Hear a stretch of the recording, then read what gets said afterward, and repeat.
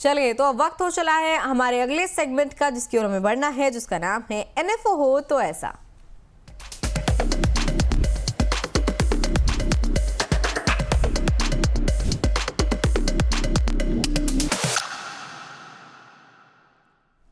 तो नई asset management company जियो BlackRock ने अपना नया फंड लॉन्च किया है। इस एनएफओ का नाम है जियो ब्लैकरॉक आर्बिट्राज फंड, जिस कैटेगरी पर अभी हम चर्चा कर रहे थे।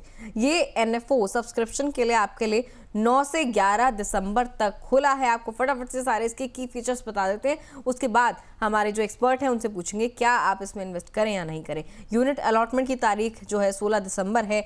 5 वर्किंग डे के बाद ये फिर से निवेश के लिए खोलेगा। इस स्कीम के फंड मैनेजर्स की अगर बात करें तो आनंद शाह, हरीश मेहता, सिद्धार्थ देव और अरुण आर इसके फंड मैनेजर्स हैं। इस एनएफओ पर चर्चा के लिए और आपको समझाने के लिए कि क्या आपको इसमें निवेश करना चाहिए, क्या आपके लिए एक अच्छा ऑप्शन हो सकता है, उसके लिए हमारे साथ जुड़ रहे हैं पर्सनल फाइनेंस एक्सपर्ट और मनी ट्री के को फाउंडर सिद्धार्थ शर्मा। सर, बहुत बहुत स्वागत है आपका। Thank you so much, Divya. Thank you so much. It's a pleasure to see you again. Sir, सबसे पहले तो जियो नया फंड हाउस है, अभी एक और नया एनएफओ लेकर आ गया है। पहले भी बहुत सारी कैटेगरीज लॉन्च कर चुका है। सर, बाजार की उठापटक के माहौल के बीच पहले तो हम ये समझना चाहेंगे आपसे कि जो आर्बिट्राज फंड है ये क्यों इतना ज्यादा पॉपुलर हो रहे हैं। Divya, the point is very simple. Investors को दो बहुत इंपॉर्टेंट चीजें देखनी होती है। एक तो stability of the return and at lower taxation slab. Arbitrage as a category जो होती है वो इन दोनों कैरेक्टरिस्टिक्स को बहुत अच्छी तरीके से रिजॉल्व करती है। ऐसा कहा जाता है कि अगर आर्बिट्राज में पैसा 3 से 4 महीने के लिए अगर आप पार्क करते हैं तो आर्बिट्राज आपको एक एफडी टाइप रिटर्न्स की दे देते हैं। उसमें एक स्प्रेड्स होते हैं जहां पे आई एम श्योर हम लोगों ने ये डिस्कस कर ही लिया है कि आर्बिट्राज किस तरीके से वर्क करता है। तो एट अ स्टेबल रेट अगर हमारा टैक्सेशन कम हो जाता है, जहां पे अगर मोर देन 1 ईयर वो 12.5 हो जाता है और लेस देन 1 ईयर वो 20% होता है, तो इन दैट केस मुझे ऐसा लगता है arbitrage as a good category is a very good category, जहां आप टेम्पररी अपना पैसा पार्क कर सकते हैं, रिड्यूस टैक्सेशन का बेनिफिट उठा सकते हैं and at the same time stable markets का आप फायदा भी उठा सकते हैं इस केस में। जैसे कि आपने अभी मुझसे बोला कि मार्केट्स थोड़ी वॉलेटाइल है, उस वॉलेटिलिटी से बचने के लिए arbitrage is a very very good medium, जहां पे इन्वेस्टर्स विदाउट एनी रिस्क अपने पैसे को लगा सकते हैं और देख सकते हैं that the money is growing over a period of time. ठीक है सर। सर, वैसे आर्बिट्राज फंड किस तरह के, किस नेचर के निवेशकों को टारगेट करते हैं, और ये जो एनएफओ आया है, इस एनएफओ को लॉन्च करने के पीछे जियो ब्लैकरॉक की क्या सोच है फिलहाल? मैं बताना चाहूंगा कि आर्बिट्राज फंड्स में जनरली वो लोग पैसा पार्क करते हैं जिनको टेम्पररी अपना पैसा में बढ़ोतरी चाहिए, बट उनको eight the same time risk भी नहीं चाहिए होता है। तो rather than putting the money into the savings bank account और एन एफडी, लोग आर्बिट्राज के अंदर अपना पैसा पार्क करते हैं। पॉइंट नंबर 1, जैसे कि हर एक फंड हाउसेस के पास अपना एक आर्बिट्राज फंड होता है, देयरफॉर वो पार्किंग के मीडियम से भी बहुत अच्छा एक रोल प्ले करते हैं।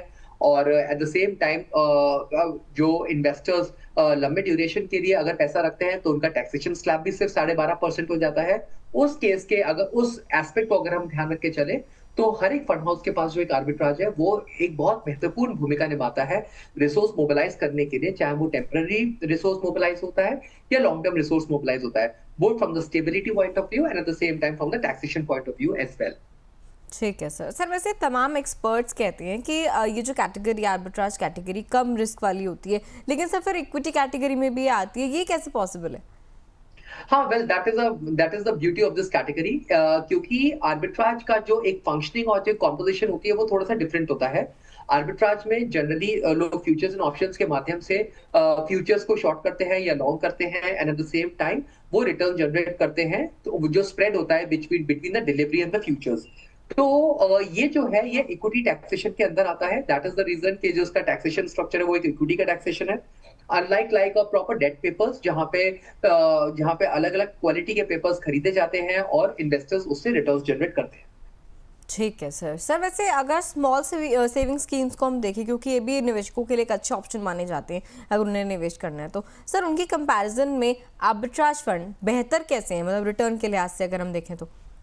देखिए, जनरली ये देखा जाता है कि जितने भी फिक्स इनकम इंस्ट्रूमेंट्स के जो प्रोडक्ट है वो सारे के सारे आपके टैक्स स्लैब के अकॉर्डिंगली टैक्स्ड होते हैं। तो इन दैट केस अगर आप स्मॉल सेविंग स्कीम्स की भी अगर बात कर रही है तो the taxation will be as per according to the tax slab of the investor. Let's say अगर कोई इन्वेस्टर 30-35% के टैक्स ब्रैकेट के अंदर है तो उसको फ्लैट 30-35% का टैक्स लग जाता है। At the same time arbitrage as a category आपको 10 से 15% का लीवे दे देती है क्योंकि यहाँ पे शॉर्ट टर्म टैक्स जो होता है वो 20% है और लॉन्ग टर्म टैक्स 12.5% है। इस चीज का फायदा उठाता है arbitrage, and as a result of it investors अपने टैक्सेस को बचाने के लिए generally arbitrage as a component के अंदर वर्क करते हैं, और वो देखते हैं कि that their net returns is higher than that of FDs और एनी अदर फिक्स्ड इंस्ट्रूमेंट्स। ठीक है सर। सर वैसे अगर हम ये वाला सिनेरियो देखें जहाँ पर ब्याज दरों में कटौती देखी जा रही है, कई बार ये चीज़ हो भी चुकी है, कई बार स्टेप लिया भी जा चुका है सर, ऐसे में क्या एफडी की तुलना में आर्बिट्राज फंड और बेटर कैटेगरी निकल कर आती है इन्वेस्टमेंट के लिए? देखिए, ये कहना थोड़ा सा मुश्किल है from the returns point of view, क्योंकि आर्बिट्राज के जो रोल ओवर्स होते हैं और जो स्प्रेड्स होते हैं वो हर महीने चेंज होते रहते हैं। लेकिन जनरली हम लोग ये मान के चलते हैं कि एफडी और आर्बिट्राज मोर और less same kind of returns he generate करके देते हैं। The only thing is that the taxation slab of FD and the taxation slab of arbitrage is different, और इसके कारण आर्बिट्राज थोड़ा सा लिक्विडेटिव ऑप्शन बन जाता है जहां इन्वेस्टर्स अपना पैसा इन्वेस्ट करते हैं and they see it growing over a period of time. ठीक है सर। सर अगर सीनियर सिटीजन्स के लिहाज से देखें, क्योंकि बढ़ती उम्र है, 60 के अबव वो हो चुके हैं, ज़्यादा रिस्क नहीं ले सकते, उन्हें कम रिस्क वाले प्रोडक्ट की तलाश रहती है, क्या सर आर्बिट्राज फंड इन लोगों के लिए सबसे बेस्ट ऑप्शन हो सकते हैं? वेल दिव्या, सीनियर सिटीजन्स के लिए भी आर्बिट्राज एक बेटर ऑप्शन, एक बेटर प्रोपोजिशन है, क्योंकि रीजन बहुत सिंपल है। आर्बिट्राज के अंदर जो रिस्क होता है वो इक्विटी के एसोसिएटेड रिस्क नहीं होता है, और क्योंकि सीनियर सिटीजन्स को अपना जो रिस्क होता है वो कम से कम लेना होता है, देयरफॉर आर्बिट्राज उनके लिए भी एक बेहतरीन ऑप्शन है। बहुत सीनियर सिटीजन्स को पेंशन्स मिलती है या हाउस का रेंट आता है या कोई एडिशनल सोर्स ऑफ इनकम होती है, तो जो उनके टैक्स स्लैब्स को बढ़ा देता है, उस अगर पर्सपेक्टिव से देखा जाए तो डेफिनेटली आर्बिट्राज एक बेटर प्रोपोजिशन सिद्ध होगा। और सर जो बिल्कुल नए निवेशक हैं, जो अभी अभी म्यूचुअल फंड इन्वेस्टमेंट में कदम रख रहे हैं, उनके लिए? दिव्या, ये भी बहुत एक इम्पोर्टेंट चीज होता है कि अगर आपका टेन्योर जो है वो बहुत लंबा है, जैसे कि हम हर बार शोज पे बात करते आए हैं, अगर टेन्योर लंबा है तो in that case equity is a very very good proposition, जहां पे इन्वेस्टर्स इन्वेस्ट करके अपने पैसे को ग्रो कर सकता है। आर्बिट्राज जनरली लोग पार्किंग के लिए यूज करते हैं, साल 6 महीने के लिए, 1 साल के लिए, जहां उनको एफडी या सेविंग्स बैंक से ज्यादा रिटर्न्स लेना होता है, और एट द सेम टाइम एक टैक्सेस भी उनको कम से कम करना होता है। तो ये एक बेसिक रीजन है जिसके कारण आर्बिट्राज का जो एक ग्लैमर है या एक ग्लो है वो मार्केट्स के अंदर बना रहता है। ठीक है सर। सर इसके अलावा अगर हम जियो ब्लैक रॉक को देखें, आर्बिट्राज फंड इन्फो आया है इसका, सर आर्बिट्राज फंड का एक्सपेंस रेशियो 0.3% रखा गया है, कैसा लग रहा है सर आपको ये कंपैरेटिवली, आप इसको कैसे देख रहे हैं? देखिए Divya, just on the basis of the TER आप ये डिसाइड नहीं कर सकते कि कौन सा फंड हाउस बेटर है, कौन सा फंड हाउस बेटर नहीं है। मोर और लेस सारे आर्बिट्राजेस एक तरीके से ही बिहेव करते हैं, जहां उनके रिटर्न्स मोर और लेस एक बैंडविड्थ के अंदर फ्लो करते हैं या मूव करते हैं। And from that point of view मुझे लगता है कि हर एक फंड हाउस के पास अपना एक आर्बिट्राज फंड होता है जनरली, जहां से वो अपने पार्किंग के लिए फॉर शॉर्ट टर्म या लॉन्ग टर्म के लिए यूज करते हैं और रिटर्न जनरेट करते हैं। ठीक है सर। सर वैसे निवेशक के तौर पे अगर मैं देखूं तो आर्बिट्राज फंड चुनने का सही तरीका क्या है, मतलब बेस्ट आर्बिट्राज फंड कैसे चुन सकता है कोई? देखिए, आर्बिट्राज फंड्स, जैसे आपने बोला कि टीईआर एक फंक्शन हो सकता है, ये भी फंक्शन हो सकता है कि आर्बिट्राज फंड्स जो होता है उसने डिफरेंट टाइम में क्या क्या रिटर्न्स दिए हैं, ये भी एक इंपॉर्टेंट है।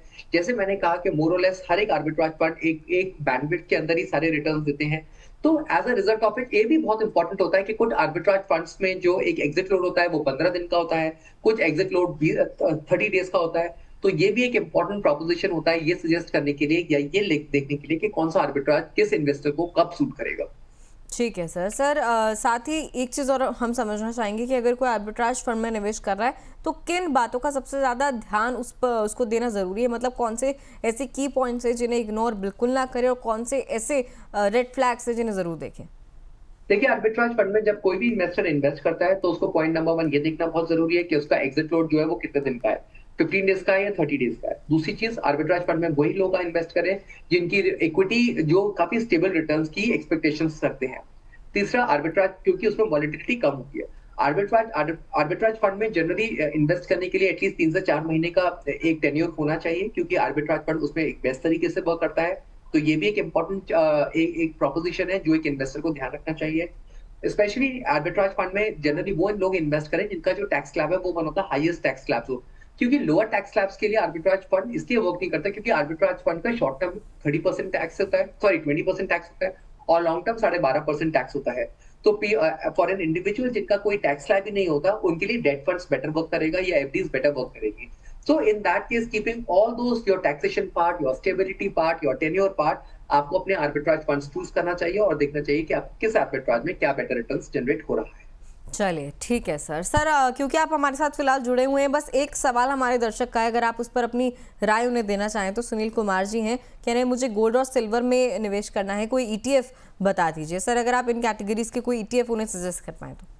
वेल सुनील जी, मैं आपको यही सजेस्ट करूंगा कि अगर आप किसी भी फंड का एक ईटीएफ उठा लें फॉर एग्जांपल, तो जिनका underlining asset he only gold and silver होते हैं, एसेट क्लासेस होते हैं, तो आप देखेंगे कि मोर और लेस सारे फंड हाउसेस के पास एक अपना ईटीएफ है और आप किसी भी फंड हाउस का ईटीएफ उठा सकते हैं। आप डिसअपॉइंटेड नहीं होंगे क्योंकि अंडरलाइनिंग एसेट क्लास ही अगर इंटरनेशनली लिंक गोल्ड प्राइसेस या सिल्वर प्राइसेस हैं तो उसमें ज्यादा फर्क नहीं आना चाहिए।